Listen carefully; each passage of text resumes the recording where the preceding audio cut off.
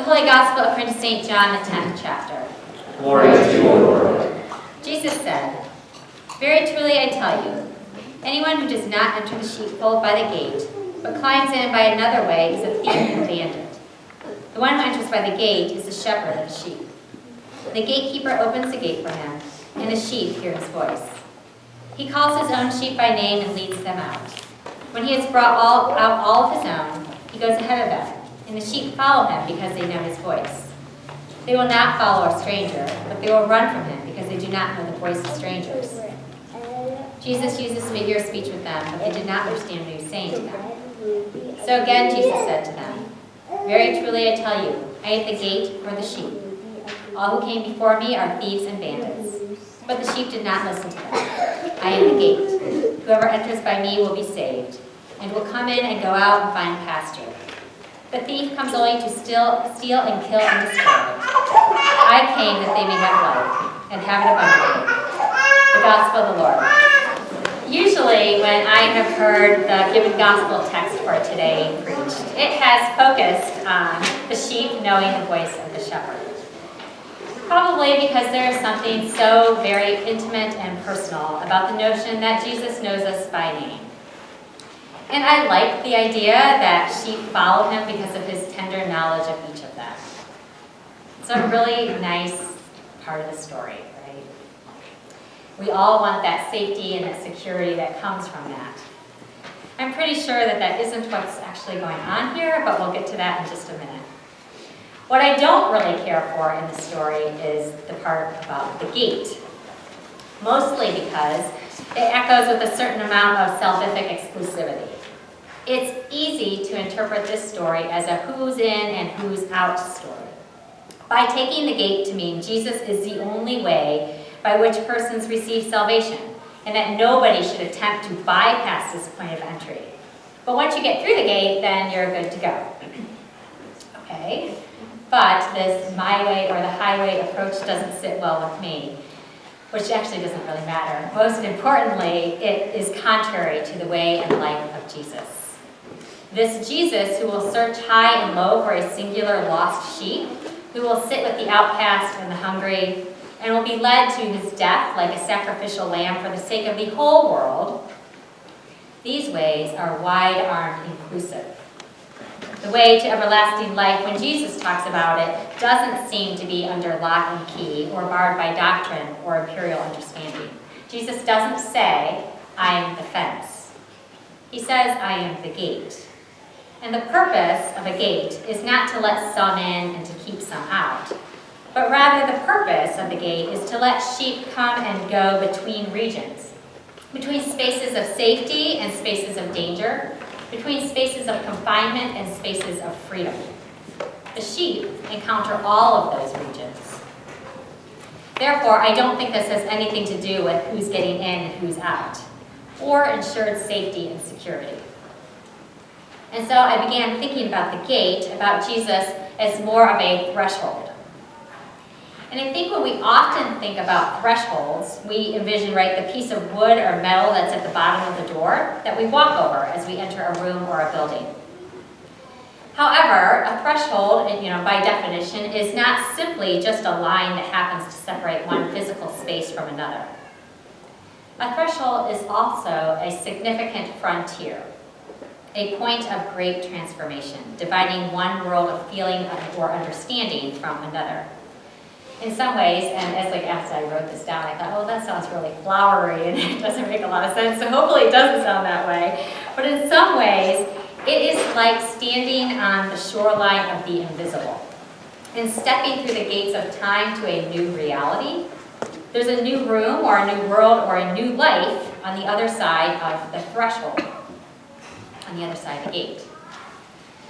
Some thresholds we can anticipate, like giving birth or the imminent death of an older parent or even a planned job change. But even when we know it's coming, no matter how prepared we might think we are, we don't know exactly what's on the other side. And sometimes we don't even know we step through to the other side until we are facing a new life. It's curious because in the church, we often use the language of new life. We automatically envision a flower in full bloom or some type of miraculous healing or the face of a person fresh from the waters of baptism. New life is like the risen Jesus in full out glory. And those are significant thresholds, full of beauty and possibility and astonishment. And we often recognize Jesus standing at those thresholds. But what about when one of your dear friends says to you, I think my son, who is 20 by the way, has sarcoma, and I'm flying to Wisconsin tomorrow to bring him home from college, and he's going to miss finals.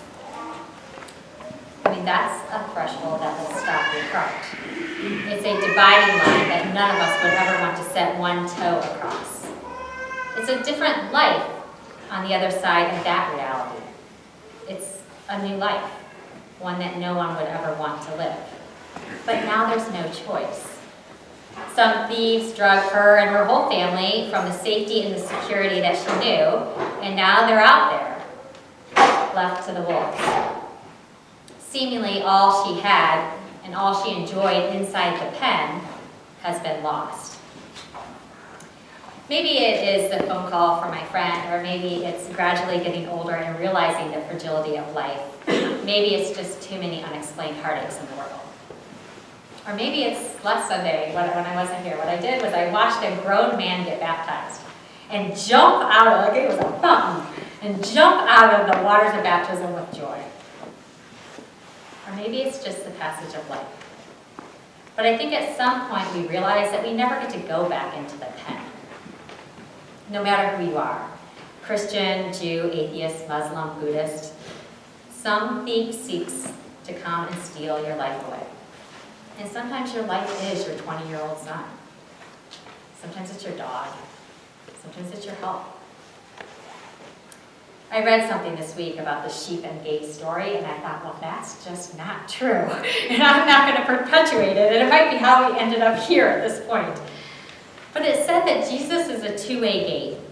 He not only locks up behind us to keep us safe, but also unlocks and swings open that so we can enter into a life dripping with more fullness than we can possibly know. Sounds fabulous. But I don't know about you, but Jesus hasn't kept me safe. He hasn't kept my friend's son safe. Jesus isn't going to keep you safe, which I know is a terrible statement coming out of your pastor's mouth. And I know that I'm supposed to be the bearer of good news, and I am, but I'm also the bearer of truth. Life shows us over and over again that the gate of Jesus doesn't prevent the good from escaping and the bad from trespassing. Moments in life find us standing before these gates, these thresholds. Maybe they're great moments. Maybe they're small moments. Maybe they're horrible moments. But moments of passage. And these passage points is where Jesus promises to be.